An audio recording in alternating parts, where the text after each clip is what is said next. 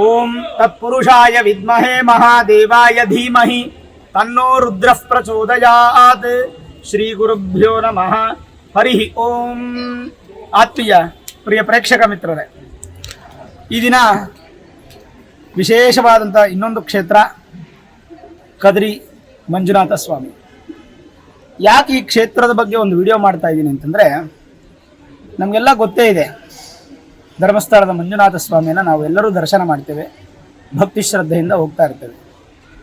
ಆದರೆ ಧರ್ಮಸ್ಥಳದಲ್ಲಿ ಆ ಮಂಜುನಾಥ ಸ್ವಾಮಿ ಬಂದು ನೆಲೆಸೋದಕ್ಕೆ ಮೂಲ ಕಾರಣವಾದಂತಹ ಜಾಗ ಅಥವಾ ಕ್ಷೇತ್ರ ಯಾವುದು ಅಂತಂದರೆ ಇದೇ ಕದ್ರಿ ಮಂಜುನಾಥ ಸ್ವಾಮಿಯ ಒಂದು ಸನ್ನಿಧಾನ.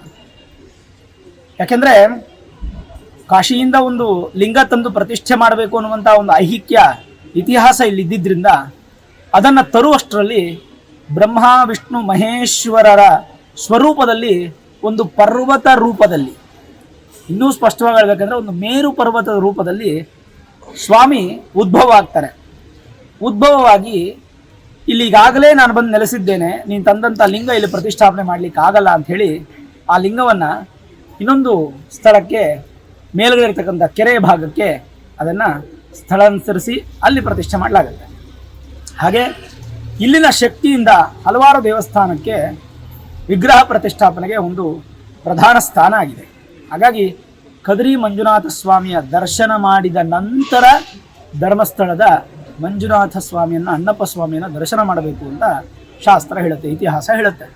ಇಲ್ಲಿನ ಕ್ಷೇತ್ರವು ಅದನ್ನೇ ತಿಳಿಸುತ್ತೆ. ಹಾಗಾಗಿ ಈ ಒಂದು ಮಂಗಳೂರಿನಿಂದ ಕೇವಲ ರೈಲ್ವೆ ಸ್ಟೇಷನಿಂದ ಒಂದು 4 ಕಿಲೋಮೀಟರ್ ದೂರದಲ್ಲಿರ್ತಕ್ಕಂಥ ಈ ಒಂದು ಕದ್ರಿ ಮಂಜುನಾಥ ಸ್ವಾಮಿಯ ದರ್ಶನ, ಇನ್ನೇನು ಬಾಗಲಾಗ್ತಾ ಇದ್ದಂಗೆ ನಾವು ಬಂದ್ವಿ, ದರ್ಶನ ಮಾಡಿದ್ವಿ, ಒಳ್ಳೆ ಅನ್ನಪೂರ್ಣೇಶ್ವರಿಯ ಭೋಜನ ಆಯಿತು, ಸ್ವೀಕಾರ ಮಾಡಿ ನಿಮಗೊಂದು ವಿಷಯ ತಿಳಿಸ್ಬಿಡೋಣ, ಈ ಒಂದು ದರ್ಶನದ ಫಲ ನಿಮಗೂ ಸಿಗಬೇಕಲ್ಲ ಅನ್ನೋಂಥ ಉದ್ದೇಶಕ್ಕೆ ಈ ವಿಡಿಯೋವನ್ನು ನಾನು ಮಾಡ್ತಾಯಿದ್ದೀನಿ. ಸರಿ, ಇಲ್ಲಿ ಏನು ಹೇಳುತ್ತೆ ಇಲ್ಲಿನ ಅರ್ಚಕರು, ಇಲ್ಲಿನ ಸ್ಥಳ ಪುರಾಣ. ಸಾಧಾರಣವಾಗಿ ನಾವು ಕಾಶಿಗೆ ಹೋಗ್ಲಿಕ್ಕೆ ಆಗಲ್ಲ, ಅಂಗವಿಕಲರಿರ್ತಾರೆ ಅಥವಾ ಏನಾದರೂ ಬೇರೆ ಬೇರೆ ಸಮಸ್ಯೆಗಳಾಗಿರ್ತಕ್ಕಂಥವ್ರು, ತೀರಾ ಆಗದೇ ಇರತಕ್ಕಂಥವ್ರು, ಅಥವಾ ಹಣಕಾಸಿನ ಅನುಕೂಲ ಇಲ್ಲದೇ ಇರತಕ್ಕಂಥವ್ರು, ಹೀಗೆ ಹಲವಾರು ಜನ ಹಲವಾರು ಥರದ ರೀತಿಯಲ್ಲಿ ಕಾಶಿಗೆ ಹೋಗ್ಲಿಕ್ಕೆ ಆಗಲ್ಲ ಹಿಂದಿನ ಕಾಲದಲ್ಲಿ.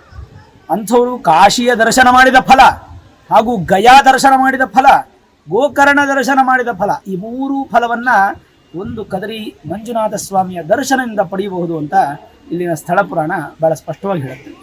ಹಾಗಾಗಿ ಭಗವಂತನ ಆಶೀರ್ವಾದಕ್ಕೋಸ್ಕರ ನಾವು ಪ್ರತಿಯೊಬ್ಬರು ಕೂಡ ಸನಾತನ ಧರ್ಮದಲ್ಲಿ ಆ ಭಗವಂತನ ಸ್ಪರ್ಶ, ದರ್ಶನ, ಆ ಭಾಗ್ಯ ಅನ್ನುವಂಥದ್ದು ನಮ್ಗೆ ಸಿಗುತ್ತೆ.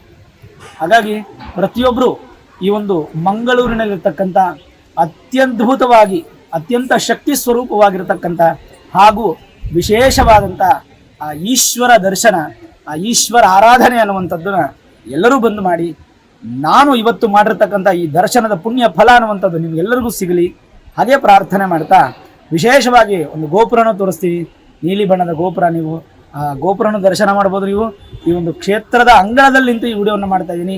ಈ ಒಂದು ದರ್ಶನದ ಫಲ ನಿಮಗೆಲ್ಲ ಸಿಕ್ಕಿ ನೀವೆಲ್ಲ ಸಂತೋಷವಾಗಿರಬೇಕು ಅಂತ ಪ್ರಾರ್ಥನೆ ಮಾಡ್ತಾ, ಎಲ್ಲರಿಗೂ ಒಳ್ಳೆಯದಾಗಲಿ. ಸರ್ವೇ ಜನಾಃ ಸುಖಿನೋ ಭವಂತು, ಸಮಸ್ತ ಸನ್ಮಂಗಳಾನಿ ಭವಂತು. ಹರ ನಮಃ ಪಾರ್ವತೀಪತಯೇ. ಹರ ಹರ ಮಹಾದೇವ.